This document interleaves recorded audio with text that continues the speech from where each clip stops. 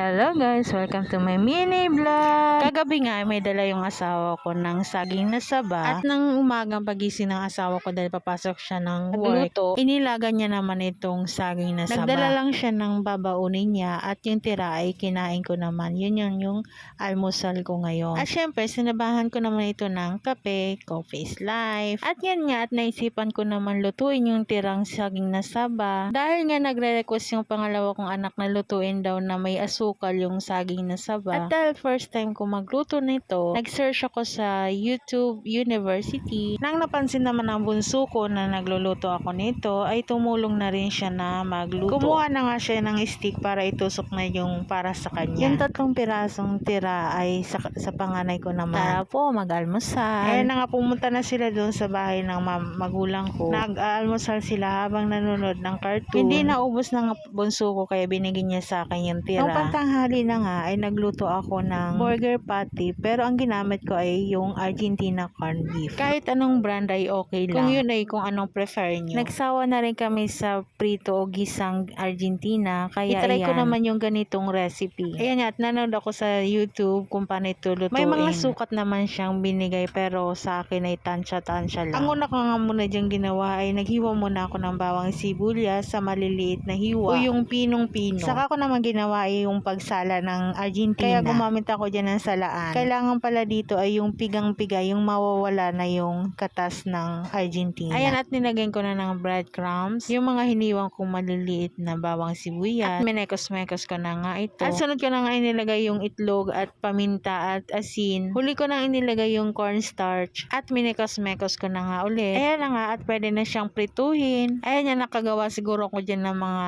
9 na piraso. Kain time! Tara po, kain! Salamat Lord sa blessing. Ayan, at pagkatapos namin kumain ay nag-ice-sim kami. Joy Ice, baka naman. Char! At sa hindi pa po naka-follow sa akin, baka naman.